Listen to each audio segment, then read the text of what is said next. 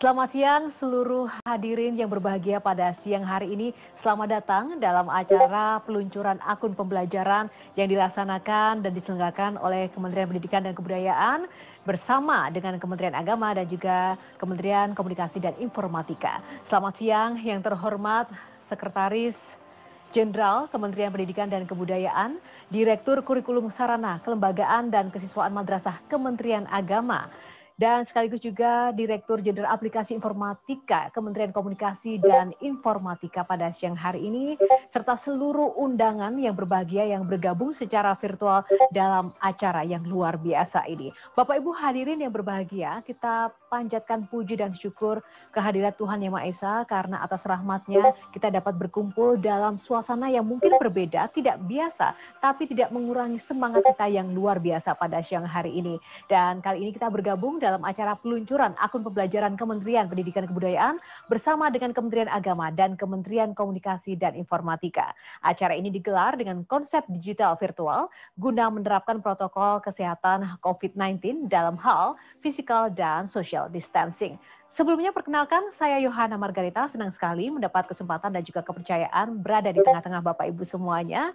Dan sebelum kita memulai acara inti pada siang hari ini, izinkan saya untuk menjelaskan terlebih dahulu rangkaian acara yang nanti kita akan laksanakan bersama-sama. Di mana yang pertama nanti kita akan bersama-sama mendengarkan paparan dari Sekretaris Jenderal Kementerian Pendidikan dan Kebudayaan, dilanjutkan dengan paparan dari Direktur Kurikulum Sarana Kelembagaan dan Kesiswaan Madrasah Kementerian Agama, dan dilanjutkan paparan dari Direktur Jenderal Aplikasi Informatika Kementerian Komunikasi dan Informatika. Dan menginjak acara inti nanti adalah peluncuran akun pembelajaran. Selanjutnya kami berikan kesempatan kepada rekan-rekan media untuk memberikan tanggapan atau tanya jawab dalam sesi tanya jawab setelah peluncuran akun pembelajaran dilaksanakan. Baik, tanpa berpanjang kata, saya akan langsung memulai acara pada siang hari ini dengan bersama-sama kita akan mendengarkan pemaparan dari Sekretaris Jenderal Kementerian Pendidikan dan Kebudayaan, yaitu yang terhormat Bapak Ainun Naim. Kita akan mencoba menyapa Bapak Ainun Naim. Selamat siang Bapak. Bapak Ibu, selamat siang semuanya. Selamat siang semua. Sehat Bapak pada siang hari ini? Semoga selalu sehat. Alhamdulillah, ya. Sehat. Alhamdulillah. Baik, Bapak Ainun Naim, kami langsung saja mempersilahkan Bapak untuk menyampaikan pemaparan yang kita tunggu-tunggu pada siang hari ini. Dipersilakan, Pak. Terima kasih, Mbak Yohana. Bapak Ibu yang saya hormati, Assalamualaikum warahmatullahi wabarakatuh. Selamat siang, salam sejahtera. Semoga kita semua dalam keadaan sehat dan dapat mengerjakan tugas-tugas kita dengan baik. Bapak Ibu yang saya hormati, saya yakin kita semua memahami bahwa teknologi mempunyai peran yang penting dalam pendidikan atau dalam proses belajar mengajar, baik oleh siswa maupun oleh guru. Dalam kesempatan ini, alhamdulillah kita akan melaksanakan peluncuran akun pembelajaran untuk mengakses berbagai aplikasi pembelajaran. Nah, kita mulai tayangan berikut ini atau paparan berikut ini. Silakan. Jadi, Kementerian Pendidikan dan Kebudayaan membangun akun pembelajaran untuk mengakses aplikasi pendidikan. Nah, akun pembelajaran ini apa? Dapat kita jelaskan bahwa akun pembelajaran ini merupakan akun elektronik dengan domain belajar.id yang diterbitkan oleh Kementerian Pendidikan dan Kebudayaan dan dapat digunakan oleh peserta didik atau siswa, pendidik atau guru, dan tenaga kependidikan sebagai akun untuk mengakses aplikasi pembelajaran berbasis elektronik. Nah, akun pembelajaran ini untuk apa? Tujuan pembuatan akun pembelajaran ini adalah untuk dua hal. Satu, mendukung kegiatan belajar dari rumah di masa pandemi ini. Kemudian kedua, mendukung proses pembelajaran di satuan pendidikan melalui penerapan teknologi informasi dan komunikasi. Itu tujuannya. Kemudian sasarannya siapa saja. Jadi sasaran akun pembelajaran ini meliputi peserta didik, pendidik, dan tenaga kependidikan. Peserta didik itu siapa saja? Peserta didik ini meliputi siswa SD dan juga siswa program paket A kelas 5 dan kelas 6, kemudian juga siswa SMP dan program paket B kelas 7 sampai dengan kelas 9, siswa SMA dan program paket C kelas 10 sampai dengan 12, SMK kelas 10 sampai dengan 13, dan SLB kelas 5 sampai dengan kelas 12. Dan untuk pendidik pada jenjang pendidikan dasar dan menengah, dan ketiga untuk tenaga kependidikan, yaitu kepala satuan pendidikan atau kepala sekolah dan juga operator. Kemudian selanjutnya, mengapa kita membuat akun pembelajaran ini? Dan akun ini kita bangun dalam bentuk akun Google. Nah, alasannya ada 5. Pertama, akun pembelajaran otomatis mendapatkan akses ke aplikasi-aplikasi pendukung pembelajaran dalam G Suite, ya, Suite for Education, yang siap pakai dan telah banyak digunakan oleh. Itu yang pertama. Kemudian kedua, pembuatan dan penggunaan akun pembelajaran bebas biaya. Ya, jadi kita tidak perlu membayar untuk penggunaan akun ini. Ketiga, penggunaan aplikasi-aplikasi pembelajaran Suite for Education bebas biaya. Ya, jadi penggunaan Suite-nya juga bebas biaya. Keempat, sistem Google mampu mengelola puluhan juta akun sekaligus dengan keamanan tingkat tinggi. Ya, jadi ini kita tidak perlu khawatir tentang keamanan data. Dan kelima, akun yang sama dapat digunakan untuk mengakses aplikasi-aplikasi Kemendikbud serta berbagai aplikasi pembelajaran lainnya di luar ekosistem Google. Itu alasannya mengapa kita membangun akun pembelajaran ini. Selanjutnya, jenis aplikasi apa saja, ya, jenis aplikasi pembelajaran yang dapat diakses dengan akun pembelajaran ini. Nah, jenis aplikasinya banyak, yaitu pos elektronik atau Gmail atau email, ya, email. Kemudian penyimpanan dan pembagian dokumen secara elektronik, pengelolaan administrasi pembelajaran secara elektronik, ini membantu administrasi sekolah. Kemudian penjadwalan proses pembelajaran secara elektronik, pelaksanaan proses pembelajaran secara daring, baik secara sinkronis maupun asinkronis, ya, maksudnya di waktu yang sama atau. Kemudian rumah belajar Kemendikbud untuk materi pembelajaran juga bisa diakses. Daftar lengkap aplikasi pembelajaran yang dapat diakses menggunakan akun pembelajaran dapat dilihat di laman www.belajar.id. Jadi daftar yang kita sebut tadi, yang saya sebut tadi itu contoh-contoh saja. Lengkapnya ada di www.belajar.id. Kemudian selanjutnya, bagaimana cara mengakses dan mengaktifkan akun pembelajaran ini? Ya, ini ada 5 tahapan. Jadi 1, operator satuan pendidikan masuk ke laman pd.data.kemdikbud.go.id. Kemudian kedua, setelah masuk laman tersebut, operator satuan pendidikan memilih tombol unduh akun untuk mengunduh dokumen CSV atau CSV yang berisi daftar nama akun atau user ID dan akses masuk akun atau password akun pembelajaran di satuan pendidikan yang bersangkutan. Yang kedua. Kemudian ketiga, operator satuan pendidikan mendistribusikan akun pembelajaran tersebut kepada setiap pengguna akun pembelajaran di satuan pendidikan yang bersangkutan. Dan yang keempat, untuk mengaktifkan akun pembelajaran, pengguna menggunakan user ID dan password akun pembelajaran untuk login di laman mail.google.com, ya, mail.google.com. Dan yang kelima, pengguna menyetujui syarat dan ketentuan penggunaan akun pembelajaran serta mengganti password akun pembelajaran. Itu caranya. Kemudian berikutnya berkaitan dengan penggunaan akun pembelajaran ini, apakah wajib? Ini tidak wajib, ya, tapi opsional. Jadi penggunaan ini bagi para siswa, guru sifatnya opsional. Namun, ya, dalam hal akun pembelajaran tidak diakses oleh peserta didik, pendidik, dan tenaga kependidikan sama sekali sampai 30 Juni 2021, maka akun pembelajaran tersebut akan dinonaktifkan secara otomatis. Jadi kalau para siswa atau guru mendapatkan akun ini, namun tidak digunakan sampai dengan 30 Juni 2021, maka akun itu akan dinonaktifkan secara otomatis.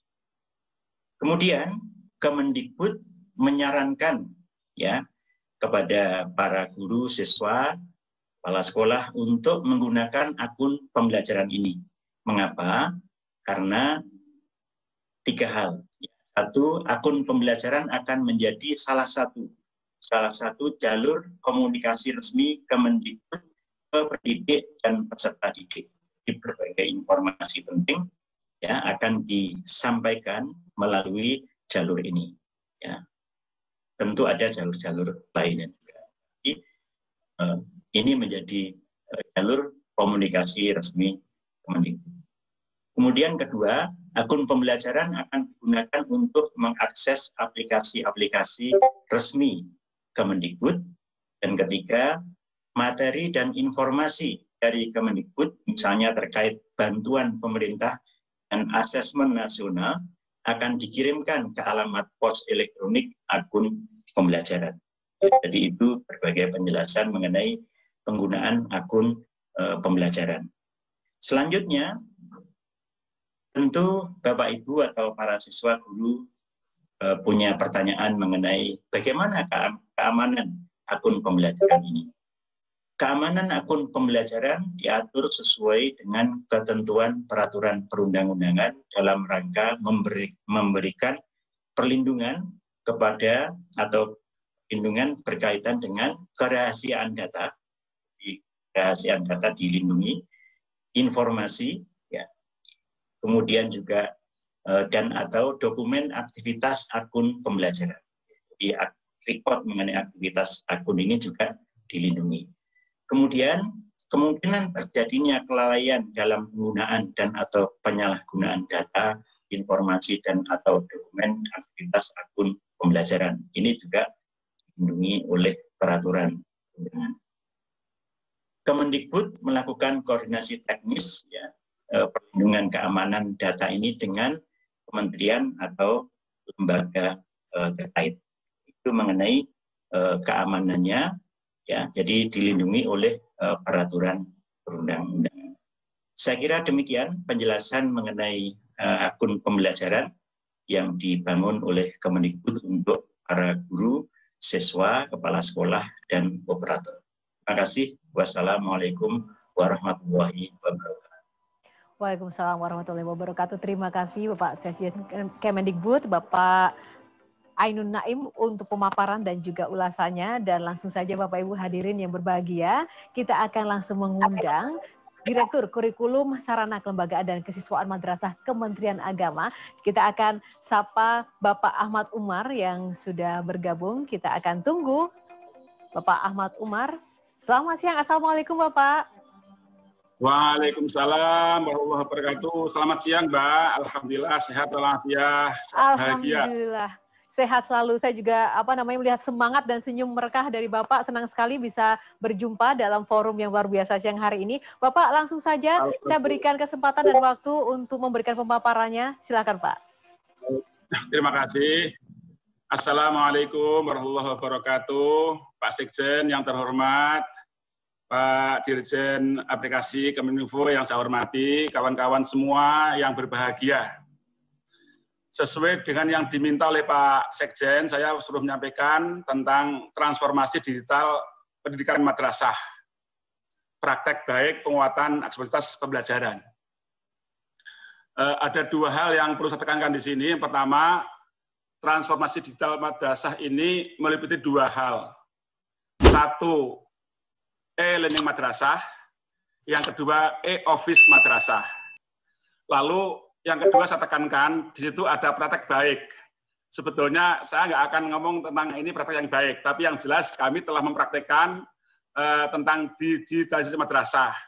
Nanti baik atau nggak baik, insya Allah sesuai dengan perkembangan zaman nanti akan berkembang dengan baik. Yang jelas kami sudah melakukan lebih dulu, maka ini disebutnya praktek baik untuk penerapan e-learning madrasah kita. Next, kami yang kena sasaran untuk menerima e-learning ini mulai kelas 3 MI sampai kelas 12 MA. Jumlah siswa kita ada 8,4 juta dan insya Allah ini dirasakan oleh anak-anak madrasah kita dan juga guru-guru di madrasah kita. Next. Tentang kegiatan transformasi digital ini sudah kita launching di bulan September tanggal 22. Itu adalah kita gambar ketika kita melaunching bersama Google. Ada hadir Pak Dirjen dan juga kawan-kawan dari kepala madrasah terpilih, siswa-siswa terpilih, dan juga perwakilan dari Dudi dan Google. Next. Meskipun kita bulan September launching, tapi persiapan kami sudah sejak tahun 2018. 2018 kita sudah melakukan kerjasama pembicaraan dengan Google, dan penandatanganannya itu di bulan Mei tahun 2020. Meskipun launchingnya tanggal 22 September, tapi kita sudah penandatanganan kerjasama itu tanggal 21 bulan Mei tahun 2020. Next. Lalu akun resmi kita gunakan akun, domainnya adalah domain madrasah.kemenak.go.id. Jadi kami terus terang ingin menampakkan bahwa ini adalah akun memang untuk anak-anak madrasah gitu, sehingga kami tampilkan madrasahnya kelihatan dan kemenaknya kelihatan. Memang agak panjang, tetapi ini yang disepakati kawan-kawan, hasil istikharahnya begitu Pak Sekjen. Jadi pakai panjang, ada .kemenak, ada .madrasah.kemenak.go.id. Ada beberapa fitur, dan itu alhamdulillah kita semua aksesnya gratis. Dari jumlah siswa kita yang tadi kita targetkan ada 8 juta, yang sudah aktif sekarang ini akunnya ada 4.092.095 siswa, dan ada 675.666 guru. Jadi ini yang sudah aktif, sisanya insya Allah kita mulai lagi di bulan Januari setelah kita semua ini merasakan. Next. Tujuan kita melakukan transformasi digital ini adalah ingin menggabungkan antara cyber pedagogi dengan cyber teknologi untuk mewujudkan cyber education. Apa yang kita dapatkan? Yang pertama adalah mengembangkan keterampilan berpikir kritis pada siswa-siswa madrasah. Yang kedua adalah mengembangkan kemampuan komunikasi dan kolaborasi dalam pembelajaran. Yang ketiga, membiasakan peserta didik untuk berpikir dan bekerja kreatif dalam menyelesaikan berbagai permasalahan. Jadi di sini kami juga mengembangkan tentang compositional thinking juga kami kembangkan di sini. Selanjutnya, next, nomor 6. Langkah-langkah yang sudah kita lakukan, pertama kali sudah kita membuat akun madrasah. Akunnya itu namanya madrasahhebat.id. Jadi kami ingin setiap apa yang kita launching, yang kita ungkapkan ini harus membuat anak-anak tuh merasa tertantang dan merasa ada harapan baru bahwa kita sebutnya ada akun madrasah hebat. supaya anak-anak menjadi orang yang saya besok jadi orang hebat itu. Ini dilakukan oleh setiap madrasah, dan kemudian langkah kedua adalah membuat akun untuk pusat, kanwil dan kabupaten kota. Ini alhamdulillah sudah selesai, dan kami sekarang memiliki akun sendiri. Kemudian yang ketiga adalah pelatihan-pelatihan. Untuk pelatihan kami ini baru pelatihan tingkat pusat dan kanwil. Untuk kabupaten baru seberapa, dan madrasah memang baru sekali 2 kali kita latihan karena semua kita menggunakan jarak jauh, jadi perlu proses yang panjang. Yang selanjutnya, next, langkah-langkah reformasi pendidikan madrasah. Jadi yang depan tadi namanya kita e-learning, yang ini mengarah pada e-office. Di samping kita melayani untuk bagaimana pembelajaran yang baik, kami juga menginginkan seperti merespon permintaan Pak Presiden bahwa guru-guru dan kepala madrasah nggak boleh sibuk dengan administrasi SPJ, maka tahun 2020 akhir ini sudah kita lakukan uji coba RKAM, yaitu elektronik rencana kerja anggaran madrasah. Jadi nanti semua proses pengelolaan keuangan dari manajemen perencanaan sampai pelaporan, nanti semua berbasis teknologi IT ini. Jadi sudah nggak ada lagi kertas yang berseliweran, tapi yang ada adalah kita gunakan teknologi yang mutakhir ini. Jadi insya Allah ini nanti akan bisa melatih guru-guru untuk lebih efisien melakukan pembelajaran, bukan lagi mikir tentang administrasi yang bersifat mengikat dan sangat kaku. Kemudian target kami, next, untuk e-learning madrasah, tahun 2020 ini kita mentargetkan 30%. Dan alhamdulillah sudah tercapai, dan insya Allah di tahun 2024 nanti kita akan menargetkan 70% dari jumlah siswa. Mengapa tidak 100%? Karena untuk siswa RA tidak mungkin kita gunakan e-learning yang dalam pengertian transformasi digital yang modern seperti ini belum memungkinkan. Jadi kita targetnya di tahun 2024 70% itu sudah termasuk yang top lah, bagus gitu. Nah, ini tergantung hal-hal yang mungkin mempengaruhi. Kita ini sangat tergantung dengan jaringan listriknya, kita kadang-kadang di daerah terpencil juga belum dapat. Kemudian internet kita kadang-kadang ada yang jaringan belum sampai ke daerah yang di pucuk-pucuk gunung, yang di daerah DKT ini belum ada internet. Tapi kita semua akan berusaha. Yang lebih pokok lagi, kita ini masih berusaha keras untuk melengkapi fasilitas anak-anak di madrasah berupa perangkat-perangkat seperti laptop, smartphone, dan mungkin beberapa hal yang terkait dengan percepatan untuk digital di madrasah ini. Next, kita punya roadmap kita tahun pertama, tahun kedua, dan ketiga ini, insya Allah di tahun ketiga kita sudah sampai pada bagaimana pelaksanaan e-learning dan transformasi pendidikan di madrasah sudah sampai pada pelaksanaan yang bagus. Saat ini kita masih tahap ya yang penting jalan dulu sambil kita perbaikan beberapa hal, termasuk isinya, sistemnya kita perbaiki terus-menerus, dan insya Allah melalui kerja keras yang baik akan terlaksana. Yang terakhir, untuk rencana tahapan digital learning, next Mbak, yang terakhir, kita rencananya ada 4 tahapan, ada 4 bentuk. 4 bentuk ini kita akan lakukan supaya setiap madrasah memiliki kemampuan yang berbeda-beda, silahkan ngambil mana yang memungkinkan. Yang paling sederhana kita beri namanya simple digital learning. Simple digital learning ini adalah pembelajaran yang berbasis digital, tetapi anak-anak nggak lagi berhubungan dengan kertas-kertas, buku-buku cetakan, melainkan sudah menggunakan digital. Tapi nanti di kelas-kelas kita akan siapkan LCD, mungkin TV, smart TV, Android, dan lain-lain, laptop yang jelas harus ada. Itu digital learning yang paling simple. Lalu meningkat, kalau mereka sudah melampaui itu bisa meningkat ke pembelajaran yang digital, yaitu menggunakan aplikasi e-learning madrasah yang dilakukan di ruang kelas, laboratorium, madrasah dengan jaringan internet. Kawan-kawan yang saya hormati, Bapak yang berbahagia, e-learning madrasah ini adalah kami merasa ada hal yang lebih dari yang lain, karena e-learning madrasah ini kita siapkan di akhir tahun 2019 sebelum pandemi datang. Tetapi sebetulnya e-learning ini memang rencananya akan di-launching di bulan Juli tahun 2020. Tapi karena pandemi datangnya lebih dulu dari yang kita nggak sangka-sangka, lalu kita launching, dan alhamdulillah e-learning yang ini merupakan karya anak madrasah. Jadi e-learning ini dirancang, disusun, dikembangkan oleh alumni madrasah, oleh Direktorat KSKK Madrasah, dan alhamdulillah ini tidak memakai dipah.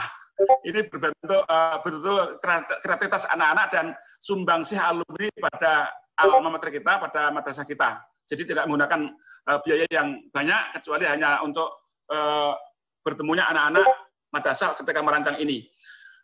Yang ketiga adalah online learning. Ini lebih tinggi daripada offline learning.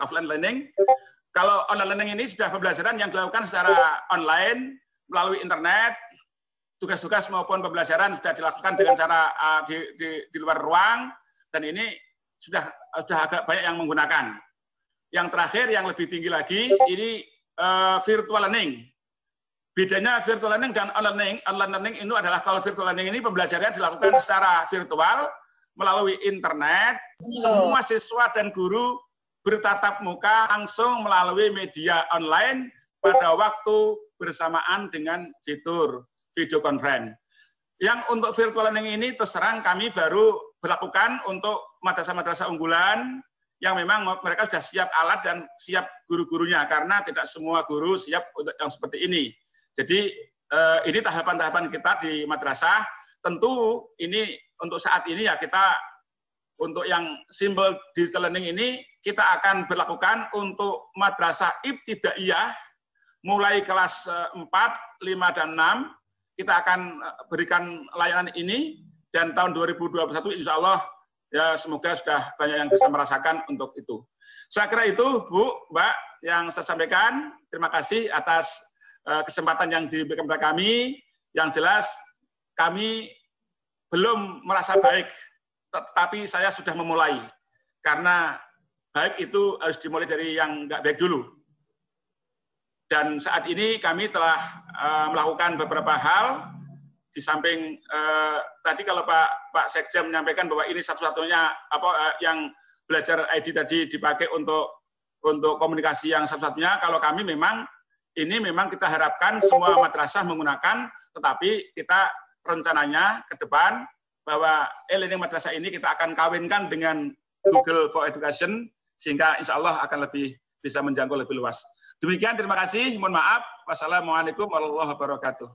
Waalaikumsalam. Terima kasih untuk Bapak Direktur, Bapak Ahmad Umar, untuk pemaparan yang luar biasa. Yang pasti tadi kita lihat bersama, inovasi tiada henti ya di era digital ini untuk meningkatkan pembelajaran dan juga pendidikan di Indonesia. Dan selanjutnya, Bapak Ibu hadirin yang berbahagia, mari kita sambut Direktur Jenderal Aplikasi Informatika Kementerian Komunikasi dan Informatika untuk memberikan paparannya. Kita akan sapa kali ini ada Bapak Samuel Abriani Pangerapan. Kita akan sapa Bapak Samuel.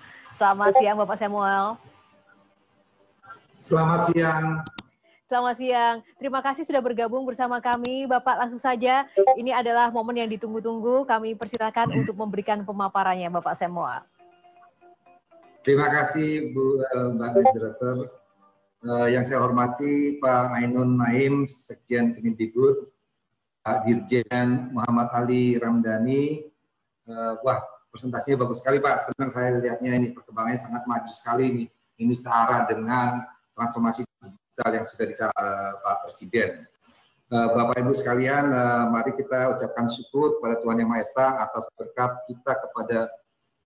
berkat yang kita dapat tetap produktif di tengah situasi pandemi ini. Kita harus syukuri karena kita tetap bisa bertemu di acara ini, terutama pada acara peluncuran ataupun peluncuran produk aplikasi pembelajaran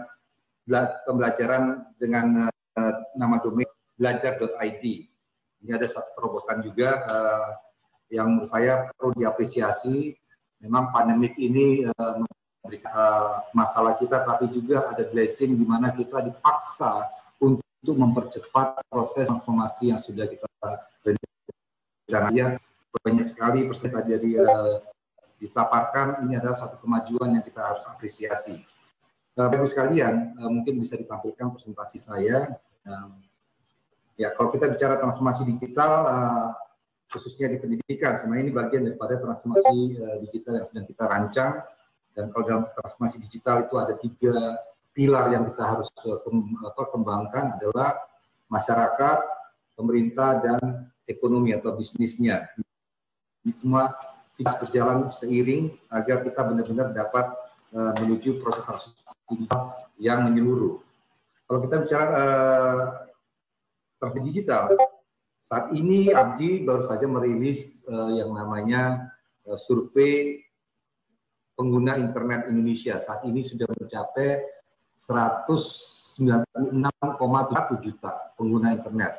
Memang masih dirasakan ada beberapa tempat. Kalau kita lihat ada 73%, tapi kita lihat kita masih mendapatkan beberapa lokasi masih belum bisa menikmati layanan internet secara maksimum.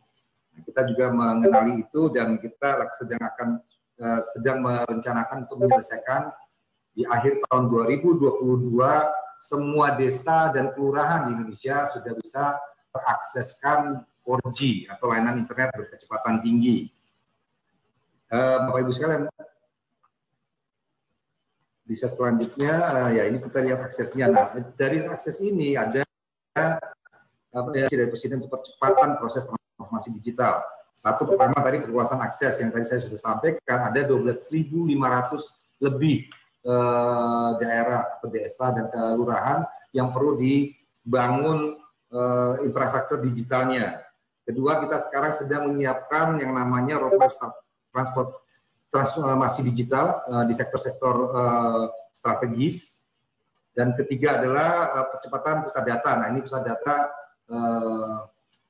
diharapkan di akhir tahun 2023 sudah bisa dimanfaatkan. Saat ini kami pun juga sudah menyediakan pusat data sementara yang bisa dimanfaatkan oleh Bapak Ibu.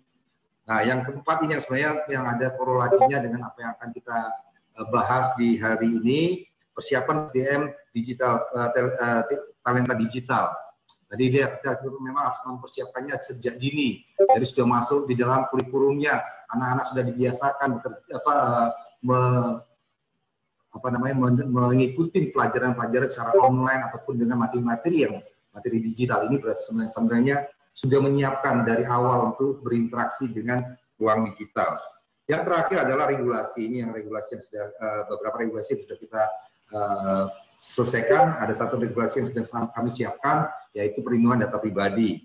Dan diharapkan untuk perlindungan data pribadi ini selesai di awal tahun, kuartal pertama tahun 2021. Apa sih sebenarnya transformasi digital itu sendiri sebenarnya? Tadi yang jelaskan di pembukaan, mungkin di slide berikutnya. Jadi ada 3 pilar. Bicara transformasi digital, pertama harusnya kita selesaikan dulu yang namanya infrastruktur. Infrastruktur ini memungkinkan kita untuk tersambungkan dengan ruang digital. Kenapa kita perlu membuat bangun ini? Karena nanti realitas kita itu bukan lagi ruang fisik. Realitas kita sudah melebar, digital sudah jadi bagian daripada realitas kehidupan kita. Untuk itu perlu penyelesaian infrastruktur supaya semua orang Indonesia dapat mengakses atau dapat menikmati yang keunggulan daripada teknologi digital. Infrastruktur ini dibutuhkan untuk tadi menjalankan aplikasi-aplikasi. Salah satunya belajar.id, aplikasi-aplikasi yang tadi Madarasa. Ini dengan adanya infrastruktur untuk memungkinkan dengan aplikasi-aplikasi ini bisa diciptakan. Untuk apa aplikasi ini diciptakan? Untuk kita bisa berkegiatan di ruang digital. Nah, ini semua perlu suatu regulasi. Regulasinya sudah kami siapkan, yang tadi saya sampaikan. Yang belum kita selesaikan sekarang adalah terkait perlindungan data pribadi. Diharapkan bulan Maret tahun depan sudah bisa diundangkan. Nah, adanya regulasi juga perlu adanya pengendalian supaya arah transformasi kita ini sesuai masuk dan tujuan dari negara ini dideklarasikan. Nah, itu kalau kita tadi regulasinya itu seperti rambu-rambu lalu lintas di jalanan, pengendali adalah polisi-polisi supaya tadi semua orang yang ada di ruang digital ini juga tertib. Selain daripada regulasi dan pengendalian, kita perlu juga meningkatkan talenta digital kita. Karena kita tidak ingin nantinya pada saat kita proses transformasi digital, kita hanya menjadi penonton. Tapi kita ingin semua komponen bangsa ini juga bisa terlibat dalam proses transformasi digital. Untuk itu perlu kita meningkatkan namanya SDM digital kita. Dan juga kita perlu memberikan akses kepada teknologi penunjang. Tadi saya juga mendengar bahwa sudah tadi sudah menggunakan layanan cloud-nya Google, yang mana Google sudah ada di Indonesia. Jadi itu sudah aman karena syarat dari menggunakan layanan cloud untuk pemerintahan adalah harus ada data centernya di sini, dan Google sudah punya data centernya di sini. Nah, adanya SDM dan akses terhadap teknologi perlu juga dilakukan terus-menerus riset dan inovasi. Karena kita harapkan dalam proses ini nantinya 5-10 tahun kita bukan saja pengguna teknologi, tapi kita menjadi pencipta teknologi, dan peluang itu sangat besar. Dan bagian ini kita building blocks ini kita sesuai kita bisa melaksanakan transformasi digital baik itu di sektor pemerintahan, masyarakat maupun ekonomi untuk menuju Indonesia Digital Nation. Berikutnya adalah kalau kita lihat ini sebenarnya dari informasi yang dari pendidikan. Kita lihat ada 68,8 juta siswa belajar dari rumah. Nah, ini memang harus ada solusi-solusi yang kita harus tawarkan nanti. Apa yang kita bisa tawarkan? Selain aplikasi, memang kita perlu segera menuntaskan yang tadi infrastrukturnya. Jadi tidak ada lahan bagi anak-anak kita untuk menikmati atau belajar dari rumah. Nah, jumlah guru pun juga begitu banyak, ada 4,2. Ini bagaimana metode pengajarannya dan sarana-sarana penunjangnya bagaimana untuk kita lakukan. Masalah yang harus dihadapi kalau kita masuk ruang digital adalah masalah keamanan. Keamanan ini sangat rentan. Kita tahu juga bahwa terakhir-terakhir ini banyak sekali diberitakan bahwa ada kebocoran data, ada pencurian data. Makanya kita akan segera menyelesaikan bahwa regulasi adalah untuk memberi payung hukum, tapi juga perlu penguatan teknis terhadap sistem kita. Jadi regulasinya akan kita siapkan untuk perlindungan data pribadi, tapi kesiapan teknis kita juga perlu dikembangkan agar rasa nyaman dan aman pada saat kita beraktivitas di ruang digital bisa kita ciptakan. Jadi kita lihat ke depannya ini, kalau kami dari Kominfo melihat sektor pendidikan akan menjadi sektor yang sangat seksi di transformasi digital, karena memang ada transformasi yang mendasar yang terjadi di sektor pendidikan. Kita lihat banyaknya aplikasi-aplikasi yang diciptakan untuk menjawab tantangan-tantangan yang dihadapi di sektor pendidikan. Dan itu saya sudah lihat yang sudah dilakukan oleh Kementerian Pendidikan dan Kementerian Agama untuk mentransformasikan layanannya ke era digital. Selanjutnya adalah apa yang kita lakukan. Jadi kita memang saat ini juga melakukan. Nah, bedanya dengan sektor pendidikan formal, pendidikan non formalnya. Nah, ini yang kita sedang siapkan. Saya sendiri sekarang lagi menyiapkan peta jalan terkait literasi digital. Ini yang kita siapkan, nanti kita akan share juga. Diharapkan akhir tahun ini, jadi sebelum liburan kita akan sudah mempunyai peta jalan bagaimana sih kita mentransformasikan masyarakat kita. Apa saja harus disiapkan, konten-kontennya, target masyarakatnya bagaimana. Salah satu targetnya adalah pastinya siswa-siswa kita. Nah, kita punya 3 program di Kominfo, yaitu Cyber Kreasi. Cyber Kreasi ini dan Kemendikbud sudah menjadi bagian daripada program ini. Ini adalah suatu gerakan nasional untuk meliterasi masyarakat, supaya mereka paham apa itu ruang digital dan bagaimana mereka beraktivitas secara aman dan produktif. Ini yang penting tadi yang dua.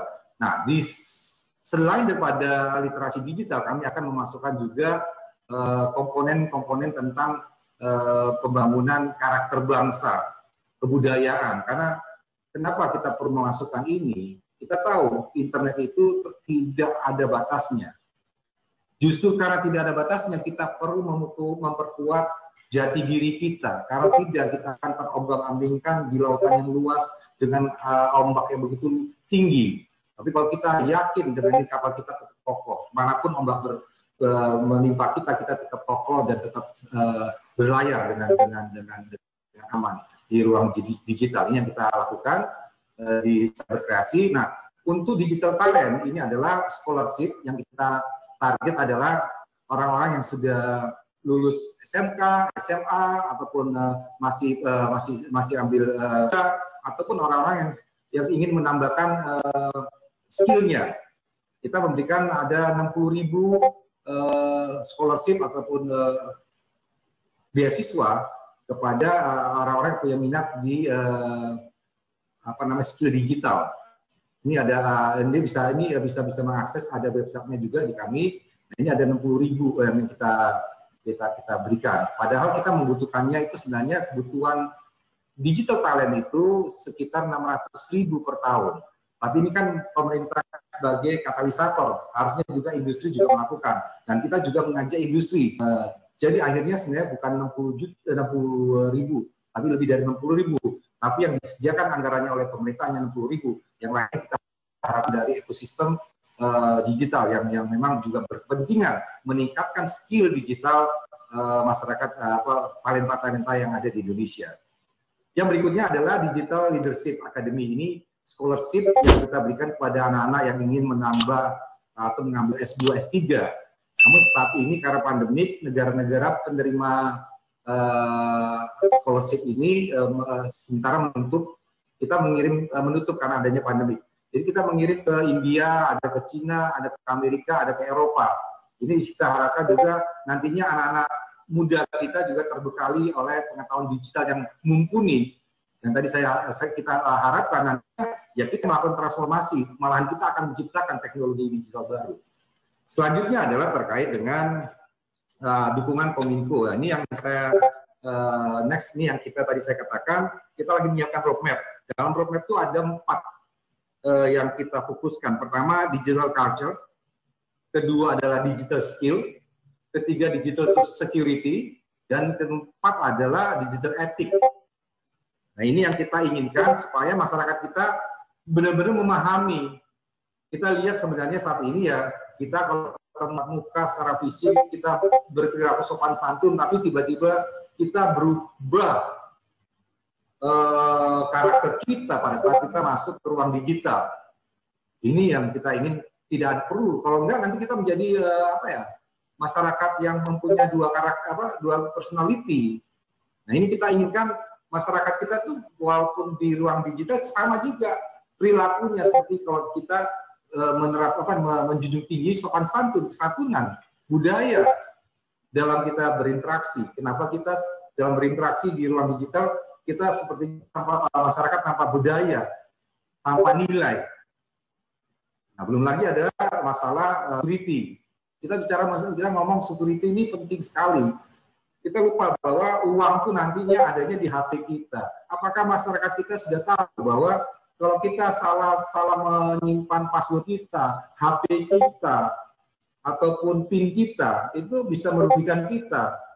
Banyak sekali kejadian yang kami tangani, WhatsApp-nya atau sosial medianya dihack. Padahal bukan dihack, tapi karena kecerobohan kita menyimpan atau berperilaku secure di dalam beraktivitas di ruang digital. Ya, namanya membuat password yang gampang kita tebak 1, 2, 3, 4, 5, 6 atau tanggal lahir atau tanggal lahirnya pacar, tanggal lahirnya istri, tanggal lahir anak, itu gampang. Kita harus membuat satu password yang memang benar-benar secure, yang susah ditebak orang, ataupun kita menggunakan ada aplikasi yang bisa memanage password kita. Jadi tidak mudah ditebak. Nah, tadi digital kartu ini kita juga berharap dengan Kementerian Pendidikan dan Kebudayaan kita bisa berkolaborasi, perlu memasukkan. Jadi memang kedepannya tuh digital culture ini perlu dikembangkan. Bagaimana kita mengembangkan? Ini saya sudah berkabar dengan Pak Dirjen Kebudayaan untuk punya program bersama terkait culture. dalam literasi digital di Indonesia. Oke, selanjutnya adalah terkait dengan ini pengembangannya. Next, jadi kalau frameworknya bagaimana? Kita buat frameworknya ada ini. Jadi kita sambil menyiapkan juga digital parenting. Ini penting juga. Sekarang ini terjadi disconnected antara anak dengan orang tua karena memang ada gap yang begitu besar. Ya, tiap anak dan orang tua selalu ada gap, tapi di era digital ini gapnya begitu besar sekali. Perlu kita memberikan literasi kepada orang tua untuk memahami apa itu ruang digital. Ruang digital itu bisa selama kita masuk bisa selama kita masuk ke rumah ibadah, tapi bisa sejahat kita masuk ke daerah-daerah yang banyak dahatnya, hutan belantara umpamanya. Ini yang perlu dipahami oleh orang tua. Jadi anak-anak itu tetap dalam pantauannya. Saya melihat ada menangani kasus orang tua memberikan HP yang dimilikinya, padahal orang tuanya habis menjelajah di tempat-tempat yang tidak boleh anak-anak yang menjelajah, tidak terhapus.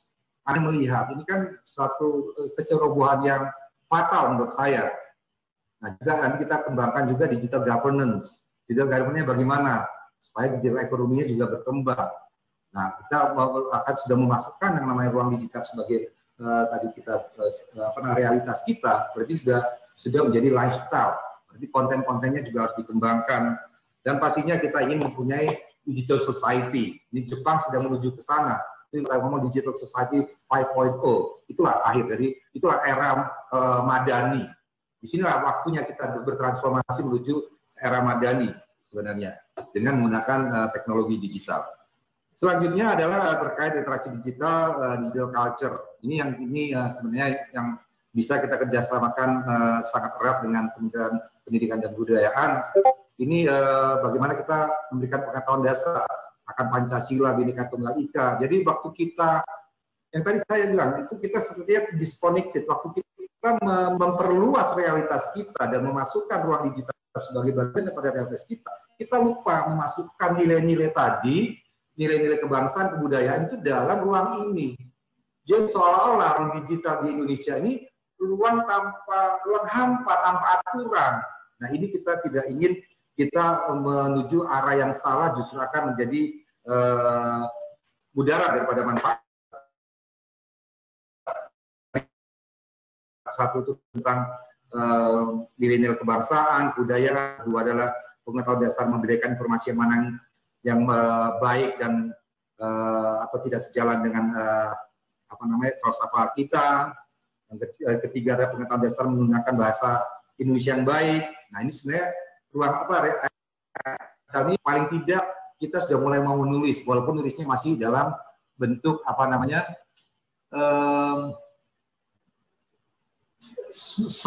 message ya, tapi kalian sudah mulai menulis. Pun menulisnya itu ada singkatan-singkatan, ada yang pakai kata-kata alay. Nah, ini juga perlu kita masukkan. Jadi mereka juga bisa menggunakan bahasa yang baik dan berkomunikasi dengan yang baik dan dengan nilai-nilai yang baik. Ini yang keempat adalah pengetahuan dasar mendorong perilaku konsumsi yang sehat, menabung. Nah, sebenarnya ada menarik sebenarnya studi dilakukan. Jadi selama pandemi ini ada perilaku yang berubah dari masyarakat.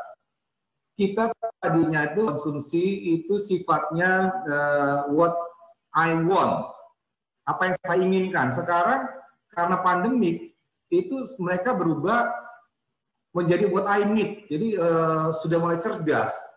Karena kalau what I want kan tidak ada batasnya. Kalau what I need, ya mungkin karena ada pembatasan kita tidak bisa berinteraksi langsung dengan kerabat kita, saudara kita, teman-teman kita. Jadi tidak ada yang perlu di show lah namanya.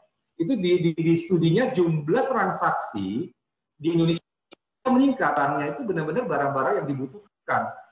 Jadi memang konsumsinya mulai membaik, cara berkonsumsi.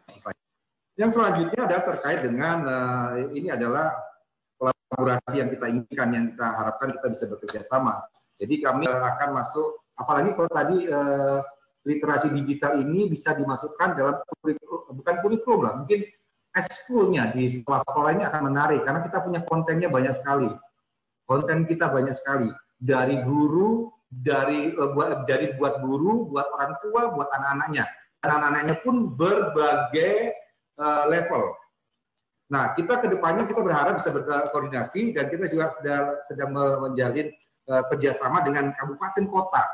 Karena literasi digital itu harus berbuah, tidak bisa sepotong-sepotong, semuanya. Karena kalau kita bicara transformasi digital, kita bicara moto kita adalah nobody left behind. Artinya semua diajari untuk bisa masuk ke ruang baru, transformasi digital. Nah, ini yang kita harapkan nanti ada dengan lembaga yang lainnya dan organisasi-organisasi yang memang membutuhkan punya passion untuk melakukan literasi digital. Selanjutnya ini adalah dukungan Kominfo terkait infrastruktur. Tadi saya sudah katakan. Next, terakhir. Next. Nah, ini ada terkait infrastruktur. Memang unfortunate, memang baru selesai 2022. 2021 ini baru sebagian. Karena memang daerah ini adalah daerah-daerah yang tidak mudah dijangkau. Jadi memang ada kesulitan membutuhkan challenging yang sangat tinggi untuk menyediakan membangun BTS di daerah-daerah ini. Tapi diharapkan akan selesai di tahun paling lambat itu akhir 2022. Selain daripada itu, kita juga sudah memesan satelit yang itu nanti bisa digunakan, khususnya satelit Satria ini akan difokuskan nanti untuk kesehatan dan pendidikan dan pastinya untuk layanan pemerintahan. Nah, sambil menunggu tadi kita juga menyiapkan ada 150.000 titik lokasi yang akan diberikan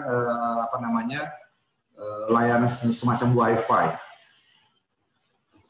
Next adalah tadi terkait undang-undang perlindungan data pribadi yang saya sudah sampaikan di awal, tapi saya perlu sedikit sekali lagi kita sampaikan. Next ini adalah RUU NAIR. Kenapa RUU ini sangat penting? Karena memang pada saat kita beraktivitas di ruang digital, data-data kita, data-data pribadi kita pasti harus diberikan.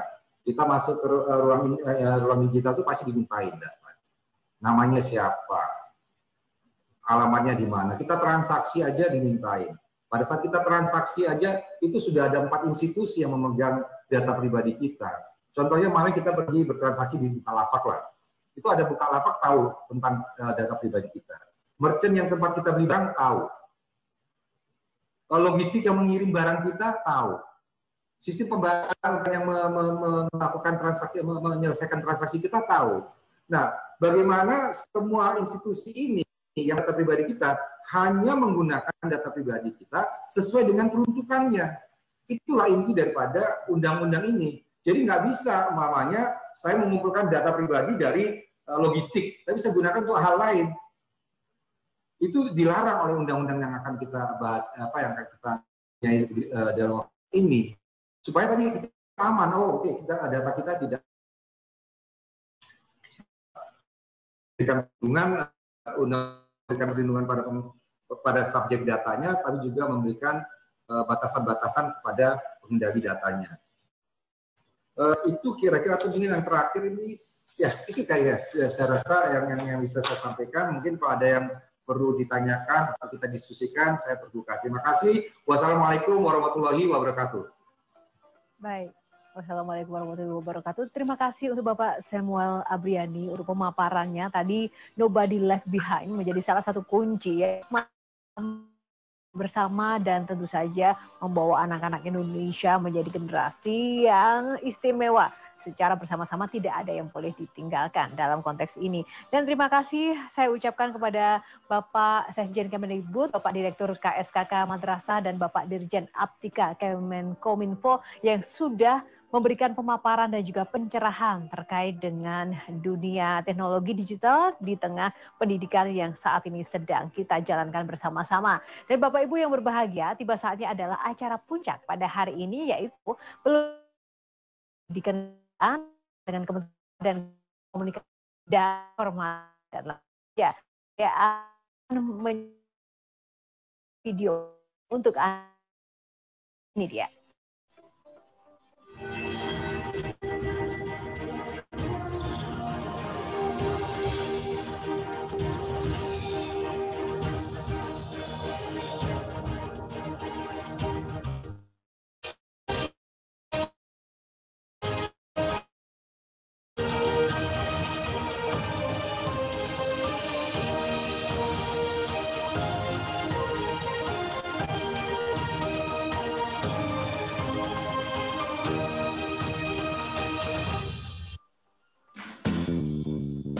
Pemanfaatan teknologi yang optimal dapat menghadirkan lompatan kemajuan di bidang pendidikan.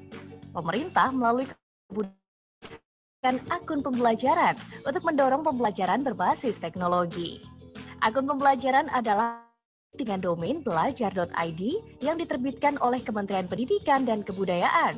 Akun ini dapat digunakan oleh seluruh peserta didik, pendidik, dan tenaga kependidikan untuk mengakses aplikasi pembelajaran berbasis elektronik. Akun pembelajaran mendukung kegiatan belajar dari rumah di masa pandemi, juga mendukung proses pembelajaran pada satuan pendidikan melalui penerapan teknologi informasi dan komunikasi di masa yang akan datang. Akun pembelajaran dapat digunakan peserta didik mulai dari sekolah dasar, program paket A kelas 5 dan kelas 6, sekolah menengah pertama, dan program paket B kelas 7 sampai dengan kelas 9, sekolah menengah atas, dan program paket C kelas 10 sampai dengan kelas 12, sekolah menengah kejuruan kelas 10 sampai dengan kelas 13, serta sekolah luar biasa kelas 5 sampai dengan kelas 12. Akun pembelajaran juga dapat digunakan oleh para pendidik serta tenaga kependidikan pada jenjang pendidikan dasar dan menengah yang meliputi kepala satuan pendidikan dan operator satuan pendidikan. Akun pembelajaran dibuat dalam bentuk akun Google dengan domain @belajar.id. Selain bebas biaya, akun pembelajaran otomatis dapat mengakses beragam aplikasi pendukung pembelajaran dalam G Suite for Education yang sekarang sudah banyak digunakan publik. Di antaranya seperti surat elektronik atau email, penyimpanan dan pembagian dokumen secara elektronik, pengelolaan administrasi pembelajaran secara elektronik, penjadwalan proses pembelajaran secara elektronik, pelaksanaan proses pembelajaran secara daring. Ada 5 tahap yang harus dijalankan untuk mengakses dan mengaktifkan akun pembelajaran. Pertama, operator satuan pendidikan masuk ke laman pd.data.kemdikbud.go.id. Kedua, operator satuan pendidikan mengunduh arsip CSV yang berisi data nama akun atau user ID dan akses masuk akun atau password di satuan pendidikannya. Ketiga, operator satuan pendidikan mendistribusikan akun pembelajaran kepada pengguna.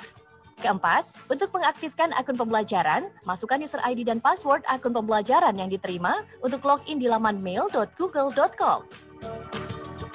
Kelima, pengguna menyetujui syarat dan ketentuan penggunaan akun pembelajaran serta mengubah kata sandi atau password dengan kata sandi yang dipilih pengguna. Akun pembelajaran bersifat opsional, namun akun ini akan menjadi salah satu jalur komunikasi resmi Kemendikbud kepada pendidik dan peserta didik. Beragam materi dan informasi dari Kemendikbud akan dikirimkan ke alamat pos elektronik akun pembelajaran. Jika akun pembelajaran tidak diakses oleh peserta didik, pendidik, dan tenaga kependidikan sampai dengan 30 Juni 2021, maka akun pembelajaran tersebut akan dinonaktifkan secara otomatis. Tidak perlu khawatir karena kerahasiaan data, informasi, dokumen, serta aktivitas akun pembelajaran dijamin sesuai dengan ketentuan peraturan perundang-undangan. Ayo segera aktifkan akun pembelajaran dengan 5 langkah mudah. Segera kunjungi www.belajar.id.